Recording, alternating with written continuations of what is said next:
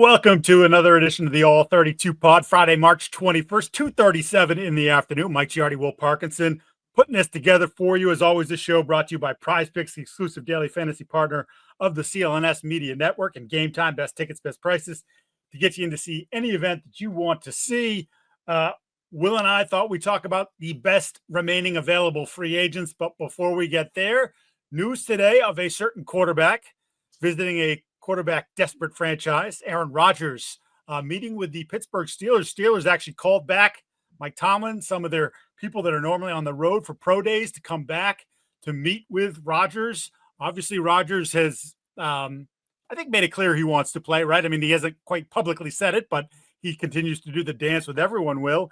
And with the news earlier in the week that, well, I want to say Minnesota's out, but there is a little bit of an asterisk there, which is they're out for now, but they may investigate the possibility later.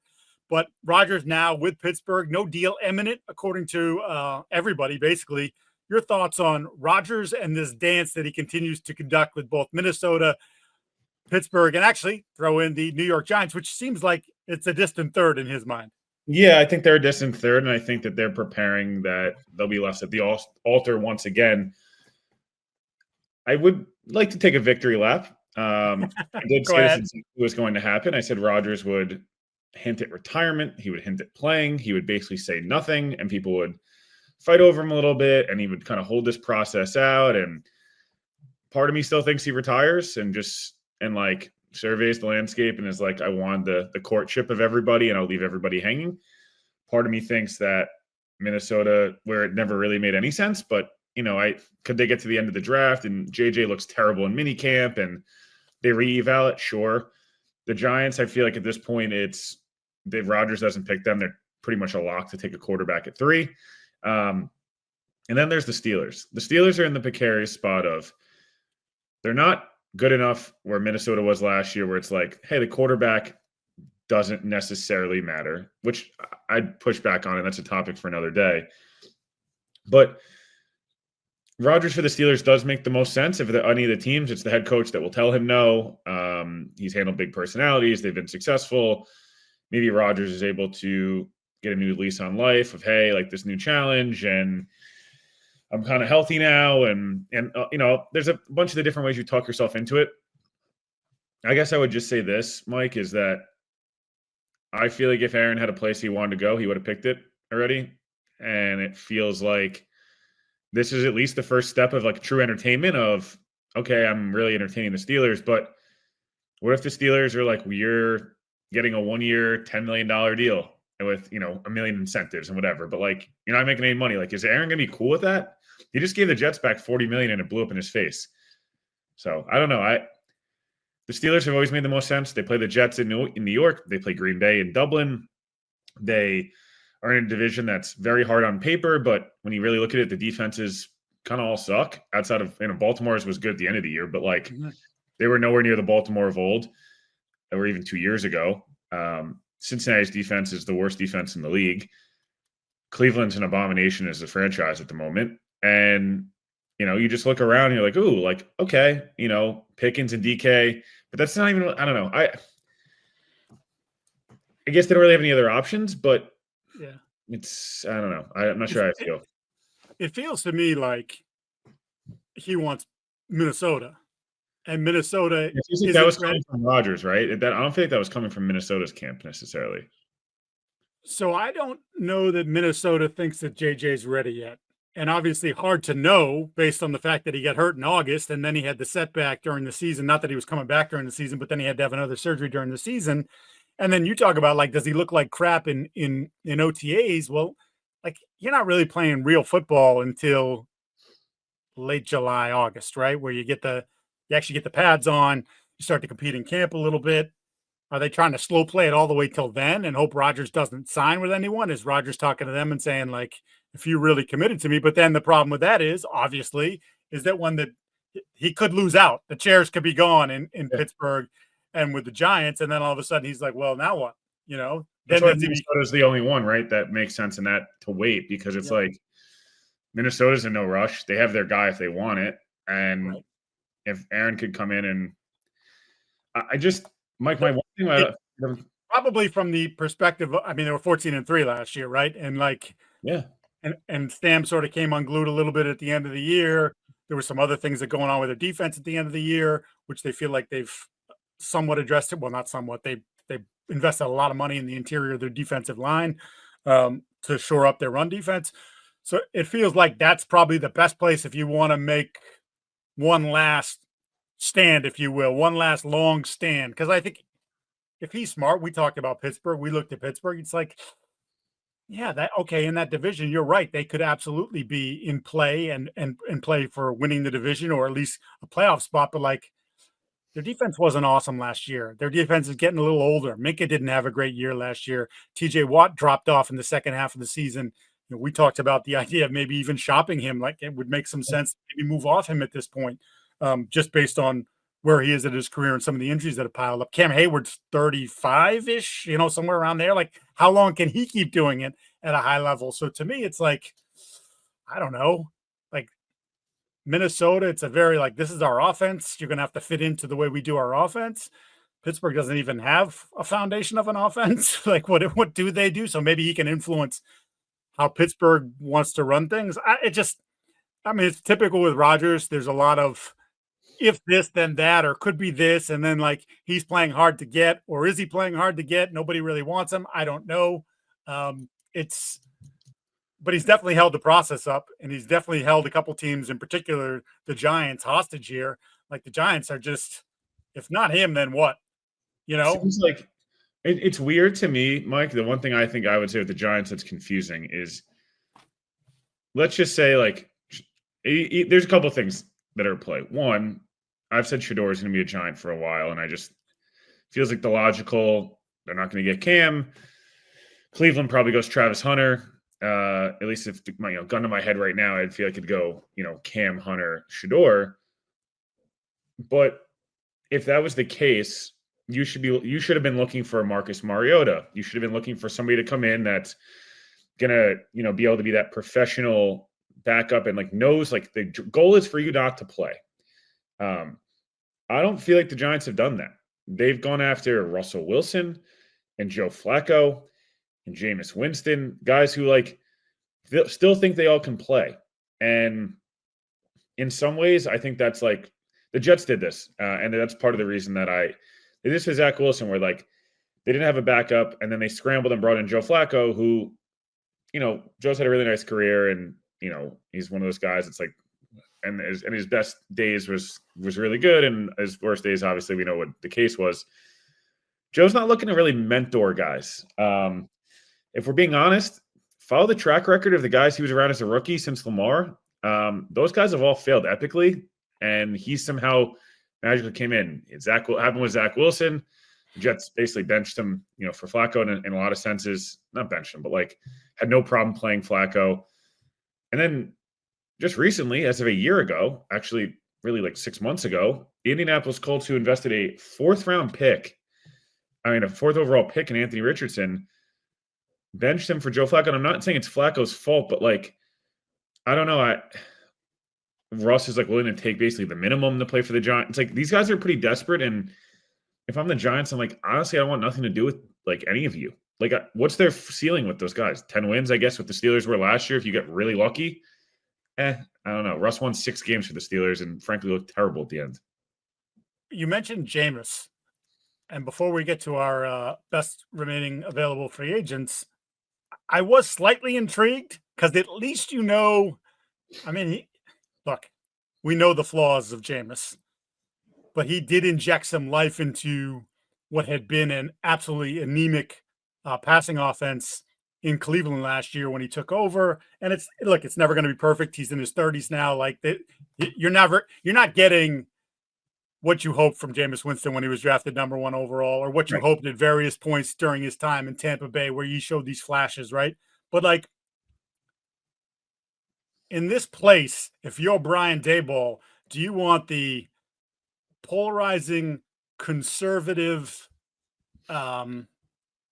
seemingly hasn't really gotten along with anybody wherever he goes anymore, and Russell Wilson? Or do you want Jameis, who's he's goofy, he's a bit of a whatever, he's a loose personality, but he can fling it, Like, let's put it this way. If I'm Malik Neighbors and I want Jameis, I knock on Daboll's door, I say, Jameis, man, like, yeah, he can throw 30 touchdowns. He's got the arm to cut through the bad weather in Jersey. Like, they should have been the Cooper Rush team. They should have been the Cooper Rush team.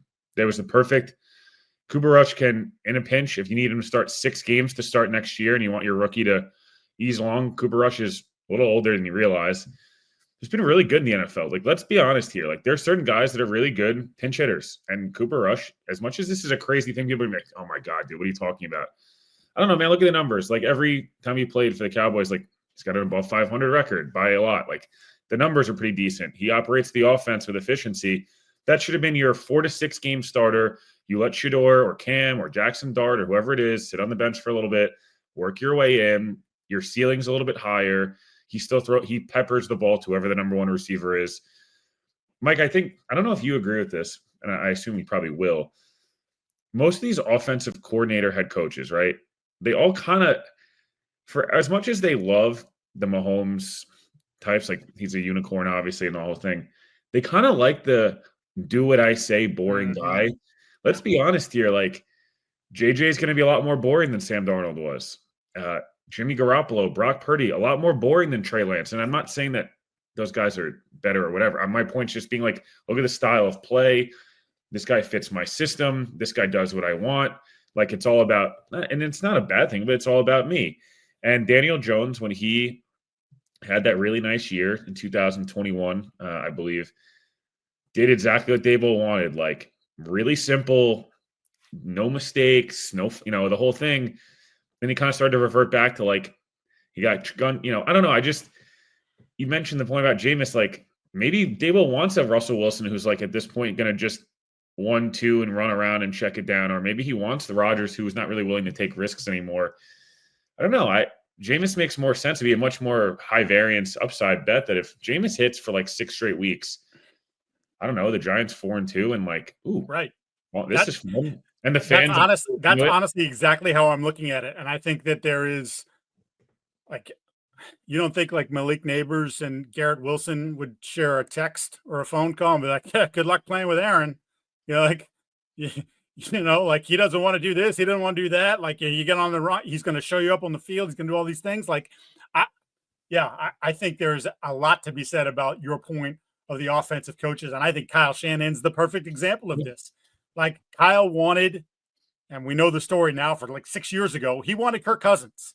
Kirk Cousins is coming to my offense. It's 1-2, to read it that way. Hey, if this is the coverage, you're throwing to this guy. No, you don't think about it.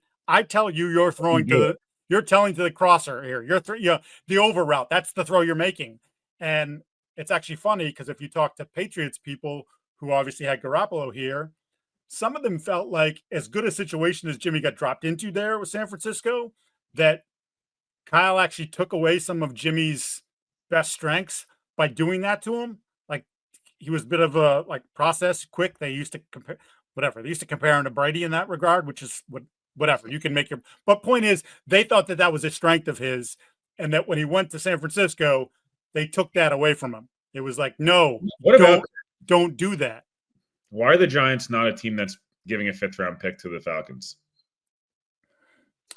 Kirk should be better. I'm not saying he's going to be great, but should be, the normal Achilles timeline is really about 18 months of full recovery of like feeling yourself. That would put him in a good spot. He did have a stretch last year where he actually looked really good. It obviously cratered at the end. I mean, as bad as 5. And he claims he had the shoulder injury. Right. So like, if you're off, like Kirk's going to get, one thing about Kirk, we just talked about Jameis, like Malik Neighbors is going to go for 140 catches and 2,000 yards and 85 touchdowns with Kirk Cousins. Like, nobody else might get the ball, but your number one guy, Kirk will throw it up there. He doesn't care. Right. And he would probably be somewhat decent in that offense. Kirk's at least a fun guy to play with, and he just did the rookie thing in Atlanta, so he probably wouldn't be like a threat. He would probably just be like, hey, I'm getting paid anyways. Like, I think simply is it just, I don't want to inherit the contract. We believe move him. We believe you're going to cut him. Now they continue to insist they're not going to cut him. Like, hey, Which What was the again makes Arthur? me think they're a little worried. Penix is not going to fully be able Well, to what stay. was the Arthur Blank quote? We'd rather pay you 2 years and $100 million versus 1 year and $90 million. I mean, at some point, does Kirk also, and look, he's trying to be a pro, but at some point, does he start to throw a bleep fit? You know, like, come on, man. Like, let me, Yeah. like, I only have so much time to play. I don't want to be holding the clipboard for this guy. So it is an interesting scenario. I got to tell you, I'm kind of rooting for Jameis. I'm kind of rooting for Jameis in this scenario for the Giants, that if the musical chairs go the way they seem to be trending, that's probably, to me, their best option. That's what I would do. But, you know, as you mentioned, some of these coordinator coaches guys, like, just throw it to the guy I tell you to throw to. Stop thinking. Just do that. Let's hear from Prizepicks, because they're awesome. Obviously, best place to get real money sports action. Over 10 million members, billions of dollars in award winnings. Prizepicks has made daily fantasy sports accessible to all. Just click more or less on at least 2 players and up to 6 for your shot to win up to 1,000 times your cash. App is easy to use, right? Create that lineup, and you can cross sports. You're in hockey right now. We got baseball season actually technically just started in Japan with the Dodgers and the Cubs, but the real season about to start this coming week, so you can get involved with that. We're getting closer and closer to the end of the NBA regular season as well. You think, you know, LeBron's going to come back from his injury and go bananas when he first goes in, or Luka's been feeding since he's been gone, like these sorts of things. Just more or less on these guys, and next thing you know, you could win up to 1,000 times your money. So download the app today. Use the code CLNS. You get $50 off instantly after you play your first $5 lineup. Again, download the app today. Use the code CLNS to get $50 off your first $5 lineup. Prizepicks, run your game. All right, let's jump into it. Free agents, best available remaining free agents. And I'll start with one who made his way to New England earlier this week, and that is Stefon Diggs, wide receiver, 31 years old. He'll be 32 in December. Obviously coming off the torn ACL suffered in late October with the Houston Texans. Now, prior to that, he was once again on pace for a 1,000-yard season. He was, I think, 486 or 492 through 8 games. That would have been his 7th straight 1,000-yard season. And he fit in real nice there. Now, obviously, there's been some, and we'll get into it, some of the talk about Diggs and maybe the headaches that he caused in Minnesota, and particularly in Buffalo, which decided to move on from him, eat some cash, and let him go. Talking to people who were on that staff last year in Houston, perfect citizen, right? Like, he was great, awesome. He was voted a captain by his teammates, helped Nico out, was great, was Stroud, all these things. Now, I would say on a 1-year deal, it probably makes sense for him to behave that way. And if you go back and look at how he responded at the end, last 2 years in particular, Buffalo, where he was up until the second half of his final season there, one of the 3 most targeted receivers in football. And yet he never seemed to be happy. And, you know, we remember the blow up on the sideline against Cincinnati in the playoff game, where he was just airing out both Josh Allen and Joe Brady at the time. And both of them were kind of just like turned away, not like, what are we doing here? And then you see Allen go on and have an MVP type season with quote unquote lesser receivers. And sort of their motto was everybody eats. And that's not something that Allen could do when Diggs was in his prime there, because I don't know if he said it directly or if it's been implied, but certainly the case was that if he didn't get the ball, Diggs, on a couple, 2-3 plays in a row, that Josh felt compelled to look for him on the next one, whether he was the primary, whether he was open or not, because you risk the idea of him getting very agitated. Now he's once again in a situation where, coming off the ACL, certainly seems unlikely to be ready for September, but maybe he's back in October. So you get 12-ish games out of him. 1-year contract. Do you go 2 based on like, hey, we're going to make an investment in you, knowing that you're not going to be your best until essentially another year removed from the injury? But where the Patriots are in terms of wide receiver, and because of how free agency is played, which you and I talked about, they're really backed into a corner in terms of no left tackle, no wide receiver 1, no wide receiver 2. Who knows what Diggs is when he comes back? If he can be the same guy, or like we said, it takes a little longer to get there, and then he'll be 33 going into the following season. But seems like it's worth a dice roll at this point, just based on this is our room. We got problems. And if he can be 85 to 90% of what he was before the injury at some point during the season, then that's our best receiver, period, end of story. Yeah, a couple of things. So one, if the Patriots are going to give Chris Godwin 20 to 30 million coming off a dislocated ankle, there's not at 29 going on his age 30 season. Like, I don't know, man. Like, you kind of have to be in on Stefon Diggs too. You know, like, I guess it's all about. What do you think the contract would be? Like, someone brought it up. Odell Beckham, the Miami deal, 1 year, $15 million. I think it'd be more than that. Do you? Yeah, I was wondering if they could make it, if you could do it less, but jack up the incentives. Of course, the only problem with jacking up the incentives is it means he has to play, and then are you rushing him back too early? Getting touches, yeah. I could see a situation. People are going to be like, roll your eyes at this. You might roll your eyes at this. I can see something that looks like on paper, or, you know, the tweet will be 2 for 45, and it's really 25 or 30 this year. And it's like this huge front loaded deal where it's like all the guarantees are this year. New England has all the flexibility. And then next year, if he's good for you, he's a $15 million receiver, whatever. Maybe it's less than that. But my point being, like, I'd front load this thing and I'd try to make it a 2-year deal, knowing that he's not going to be right fully until next year. And if you can have him on a reasonable deal in year 2, again, like, if you were going to go 3 for 90 for Godwin, going 2 for 40 for Steph, like, I don't think it's the worst or craziest thing in the world. Again, it would have to be something front loaded and basically no guarantees in year 2. And again, I don't know if Diggs takes that.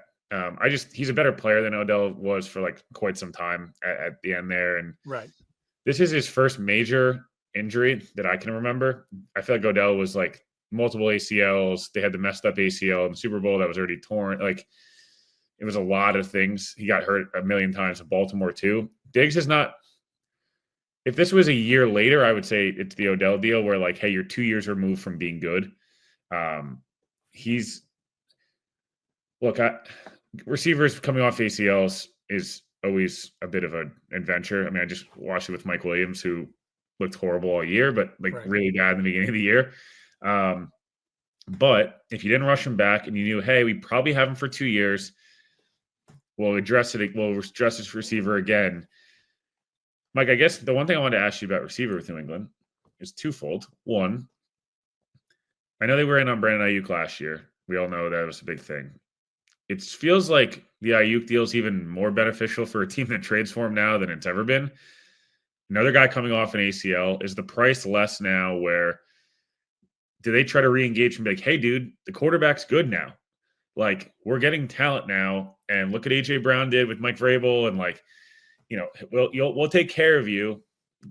Would you call San Francisco again and be like, hey, let's reopen this? Because we've already, as team, like, the two teams have already said, like, we're willing to do business a year ago. Mm-hmm.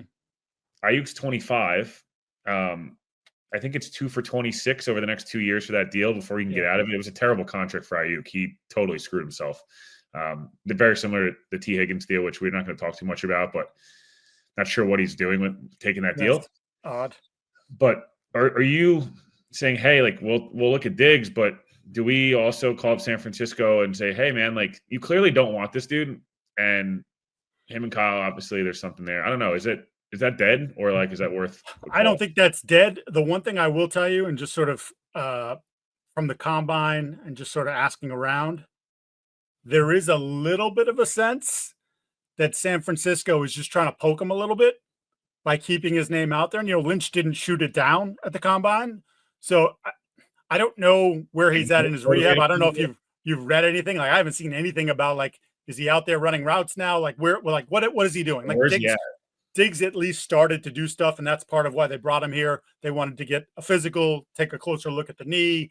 I had been told that Diggs hadn't had any setbacks to this point. But the sort of the sense I got from the combine was that maybe just San Francisco tweaking him a little bit to see if they can continue to motivate him. But that's a call you absolutely have to make. He, by the way, is 27, not 25, but that's still, I mean, that's young, especially as we're talking about Diggs, who's 31 going on 32 next year, coming off a similar injury with the ACL. Spotrac, as I was looking it up while you were talking, and not that this is just their estimates, and sometimes they're right on it, and sometimes they had him at 1 year, $13 million for Diggs. I mean, let's just say if that was, I do that in 100%. All day, every day. Yep, absolutely. What's the down? Where is New England spending that money otherwise? Exactly. I mean, I think as of yesterday when I looked, I think they're like somewhere between 84 and 91 million under the cap still. So they spent all this money. Why not like front load? Try to front load some of these deals, or like they should be all over the.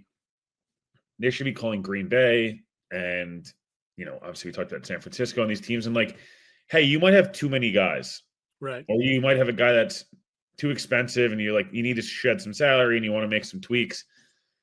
We'll take the salary. Like they got to be a baseball team. A little bit of the Dodgers did this, and I know Red Sox fans will not like this, but like the Dodgers have notoriously done this. The Yankees used to do this all the time. The Mets did this, where Mets is a good example. I'll use the Mets as an example. I think this actually works perfect.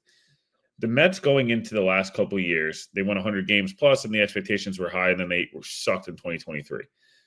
Going to 2024, it was like, let's take on some bad contracts. Maybe they might be a bad contract. We're not sure. The player we think can rebound. We think they had a down year, coming off injury, whatever it may be. We're going to take on a few bad contracts in the eyes of that team. We don't have to give up as much.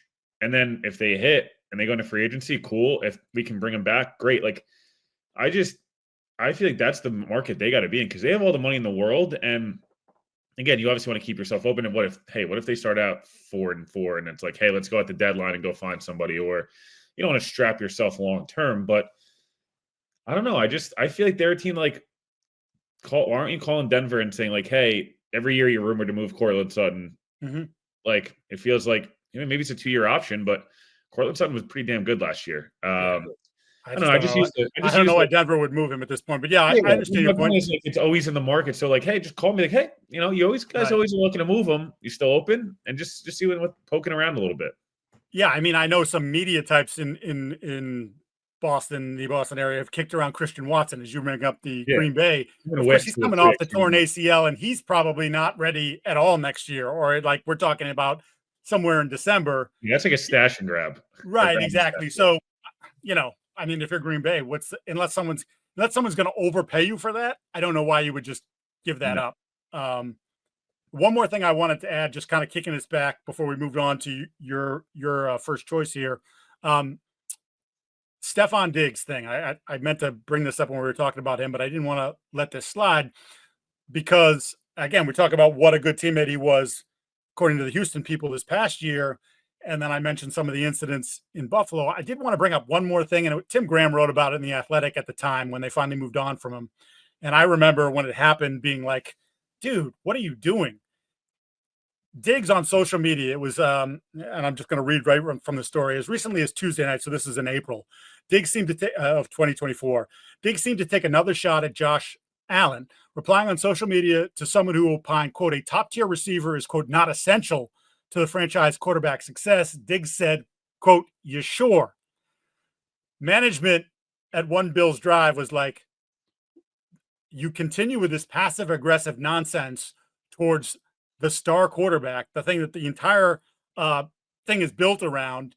And I know he's at maybe a different stage in his career to a degree, although you wonder where his head is at when it comes to that. But do you want to introduce that sort of potential disharmony? Like, I'm not getting the ball and I'm going to start taking pokes at Drake May like I did at Josh Allen. Like, I don't know. I don't know the answer to that. And maybe that's part of why they met with him too. Like, dude, where's your head at? Because like we're trying not to introduce too many of that in the room because we want everyone's attention and we want the room to be Drake's. The only counter I would make is, what choice does he have? And B, if he gets annoying, but you do know though, and particularly at that position, the irrational confidence, even amongst the best ones, think they're better than they are. I guess the bigger thing is, if it's a 1-year deal, let's just say it's the one for 15 or whatever. Hey, Diggs starts being annoying. F off, dude. See ya.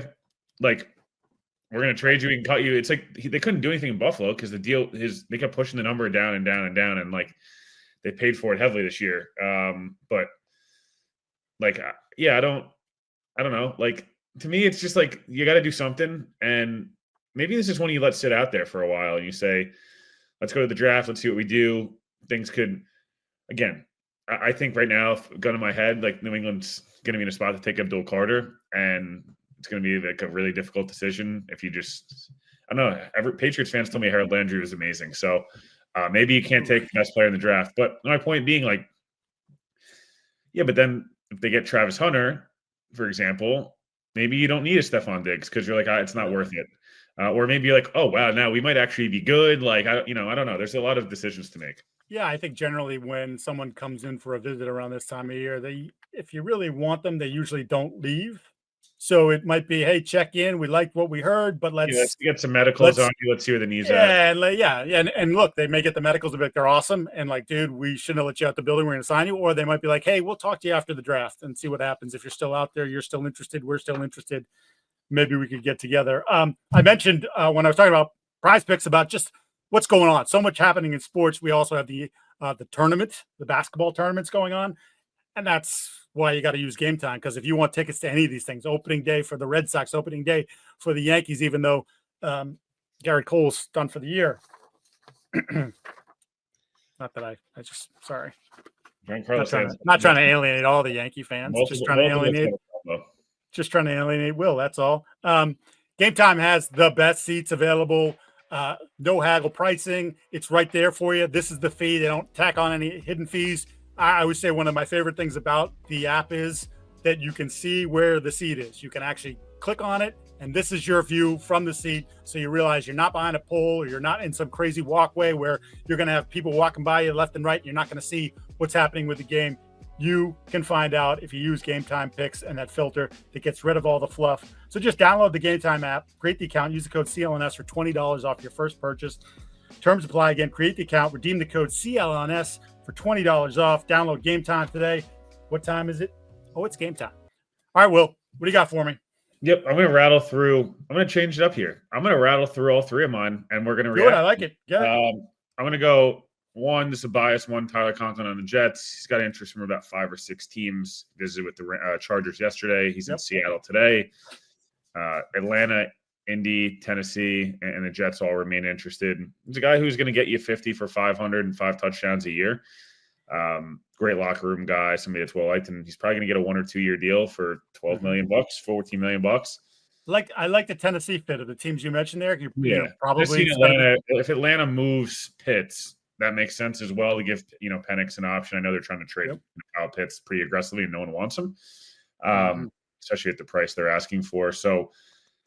Yeah, I think he's one. He's the best tight end on the market by far. He's one of the only guys coming into this process. It was him, Evan Ingram, and Juwan Johnson, the only real starters that were on the market. Johnson goes back to New Orleans. Ingram, heads out when he go to Denver. So there's not much left, and he's by far the best tight end on the market. Julian Blackmon, safety from the Colts, played the entire year, the torn rotator cuff last year, played all 17 games. He's a good player. I think he's 26 years old. About to be 27. Good player, plug-and-play starter. Again, one of the better names remaining on the market, still in his prime. Will be healthy next year. If I was the Jets, I would make a move there. I was going to say, any Jets interest there? Yeah, it should be. Him and Blackmon and Cisco would be a really nice tandem. And Stevens, you hope is a better player, obviously, this year more than the guy the year before. But, Sauce going to have a better year. Michael Carter will be healthy. Like, that's a really good defensive backfield. So I want Blackmon, Conklin, then one that's still out there. We talked about guys coming off injury. Why is Nick Chubb ends up back in Cleveland? Probably. But does he want to try to say hey, I probably have 24 games left in my body.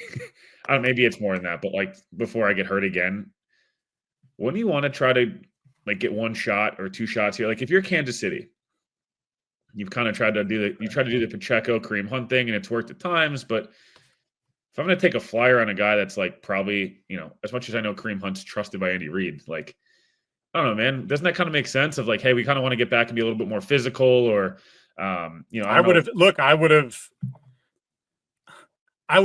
they obviously re-signed Kareem Hunt for up to $1.5 million, which is nothing. They brought in Elijah Mitchell, right? Was that their other acquisition? So feels like they've already Buffalo, and you want to get this, you want to try to establish this physical tone of hey, James Cook and then Nick Chubb's, you're like, I can like kind of spare James Cook throughout the regular season, and I can think Nick Chubb can get me a lot of those tough, gritty yards. We saw Baltimore do it last year. We're like, hey, guy who's probably not the same player athletically anymore, but still smart as heck, like can run the football better than any. Like Nick Chubb might be the best pure runner still in the NFL of like down for down, hitting the correct hole. It's impossible to tackle him. Every single guy you ask around the league, like people love to say Derrick Henry and Saquon. It's Nick Chubb. It's like he's like he doesn't go down. And again, I don't know how much is left in the tank, but this will be at least a full off season healthy. Does he have a little bit left? And if you're a contender, especially if you need a guy, like I always think back to the Jets, the Patriots used to do this all the time, the Corey Dillons of the world, the Jets did it with LT, and like the Ravens just did with Derrick Henry. We're like, hey, guy's probably kind of cooked. And this isn't Nick Chubb's fault. I mean, he just literally said that injury was pretty devastating. But I don't know. Like to me, one of these contenders, take a shot. Like the moment you said it too, though, I started just thinking Rams Chargers. And now the Chargers just invested in Najee Harris, so they're probably not going to double up with Nick Chubb. The Rams make sense, but is it Kyron? So Kyron doesn't have to be this like right. And Kyron, if you keep putting the ball on the ground, like this guy's pretty good, or we feel like we got a little something left here, and maybe you do something like that. No, it's a very very interesting one. Diggs was one of my three that I would have mentioned. We just worked into it earlier. I'll give you my other two. Calais Campbell, who is still going at the age of 38 and a half or whatever he is at this point. I wanted to, like, I just did a couple quick looks at cut-ups because I just was like, I know he had some good numbers this year, 5 sacks, 52 tackles with Miami, but I'm like, well, what did it look like? No, that dude is still a freaking horse. He's not as fast as he used to be or as quick, but the power is off the charts. He's still an excellent run defender. Like, I don't know, like maybe a reunion with Baltimore would make sense there. Like he played there for a few years, like maybe come back there. Or I did think Kansas City, like 1 year, he's not making any money now. It's $3.5 million, $4 million. He just wants to play. You could pace him a little bit at his age. He's just a really good football player still. So someone Buffalo needs a little bit of beef up front. And the two guys that they invested in free agency both got PED suspensions, so they're down for 6 weeks to start the year. So yeah, it's definitely. I also wrote down either LA team, same thing. Sort of like, hey, you got this awesome young defensive line. Rams make a lot of sense. Yeah, how about if you add this dude that's seen and done everything, been on good teams, bad teams, teams in between, teams that fought, teams that didn't fight, like just the sort of ability to rub off on Verse and Kobe Bryant and all those. Just makes a lot of sense to me. If the Rams went and signed Nick Chubb and Calais Campbell had a decent draft, they're the favorites in the NFC, no? Outside of Philly? Philly, yeah. They're the second. And I just feel like if you're going to bring Stafford back, you kind of – I'm not saying to abandon what they've been doing, which has been unbelievable. Right. But at some point, you're going to have to pay all these guys. And it's like you have a 2-year window here where you hope Stafford gives you 2 more years. You hope McVay gives you 2 more years. Right. Which he seems revitalized. But before all these guys, you brought Devontae in for 2 years. Like, I'm not saying to go pay all these huge contracts to guys that are totally cooked, but like, it wouldn't cost you much for either guy. Those are the type of moves you make where it's like, hey, move around the edges. They saw them do this a few years back with Vaughn and Odell and these guys, and that was more expensive and costly. But yeah, they should be. If I'm them, I'm going for it. Calais, I think makes so much sense for them. Just different things and and again, just the ability to rub off and like, guys, I did this for 16 years or whatever. Like man of the year, like he's done all these things. Like just he would be an awesome dude to stick into a room of young guys and just be like, you guys were good last year, and let me tell you how you can keep being good and get better and get paid and do all these things. And my last one would be Asante Samuel Jr., who picked a bad time to get hurt. He played 4 games under the new Chargers regime, Jesse Minter defense, and struggled. Wasn't a good 4 games for him. But in his previous years, he's been an excellent cover guy. And he's only 25. So one of those rare guys that is a pretty good player that gets the free agency in the prime of his career. It was a shoulder injury, so nothing with the lower half. He's never been a tackler anyway. Like just that's I mean, look, that's what he is. Okay. He's a cover guy. He likes to cover and he likes to jump on the pile. He's not giving you a ton of run force. You're not blitzing him off the corner. You're not doing those sorts of things. But just as a cover guy, I think he's a really good football player still in that regard. So to me, same sort of thing. Like if you're a team that, Buffalo was one. Like they just had a Dane Jackson, because they traded Kyer Elam. Like, is that a guy you roll the dice on for 1 year? Hey, dude, we're gonna be playing into January. You can make yourself a lot of money by having a really good year and get back out to the market at 26 and get that multi-year deal. I don't know. I even look at someone like Baltimore, and again, Marlon Humphrey's played a lot more inside, so maybe they'd be less willing to do that. But they do like those movable pieces there. Like, hey, 1 year, come play for us. Like, you saw what we did in the second half of the year. Like, our defense is back to and we put you in there. Now we've got, again, more movable pieces. Is Humphrey inside? Is Samuel inside? Is it Kyle Hamilton? Like, you can do a lot of different things there. So I think he's one of the few guys left on the market that I think there's a lot of good tape out there. You just didn't see it last year, but by no means. I mean, he's 25. He's not washed. He was having a hard time adjusting to the Jesse Minter system. And, oh, by the way, maybe that's a reason why Baltimore, as I bring them up, wouldn't do it, because their system is similar. But you get my point about just like, that's a good player. And if you're a good team who, hey, we need another piece in the secondary, why wouldn't you? These are a lot of take a shot guys. It's like there is upside there. There's a higher floor with most of these guys. So there's still a lot of the guys. I do wonder. I think I'll see some stuff this week. And then after that, it's going to be pretty dead until June. And then you'll see a ton, like week after the draft, all of a sudden, flurry of guys. And then and it'll be a dead period. And then you'll see a flurry of guys in June, because post-June 1 cuts mixed with a lot of vets. Newsflash, inside baseball here, don't want to go to OTAs and minicamp. They want to train with their own trainers, and they want to be with their families. And the paycheck's nice, but they've made a bunch of money. They'll just wait it out for their game checks. Come July, August, and September. That also holds true, by the way, for old reporters who don't want to go to OTAs. I mean, I'll be there. I'm just not saying that when you get the breathless reports about how someone looks in the OTAs, I love to remind people it's not football. They're in shorts, t-shirts generally. It's more of the concern's usually more of who doesn't look good. Who doesn't look good? Yeah, who looks good, to be honest. Oh yeah, exactly. Like if you're year 2 look terrible in minicamp, and everyone's like, "Oh no, right. This guy might stink." Yeah, and when who shows up and he looks like he's 375 pounds, you go, "Oh, they just paid the guy." Now all of a sudden he's coming in looking more like Trent Brown, who, by the way, just signed with the Texans. I was just going to say. So the Texans take 2 of the most unmotivated football players in the history of football at tackle in the last 3 days, in Cam Robinson and Trent Brown. Both guys should have been better than they are. Trent had the one awesome year with the Patriots, and then they tried to duplicate it again a couple years later, and it went about as horribly as it could. And Cam Robinson.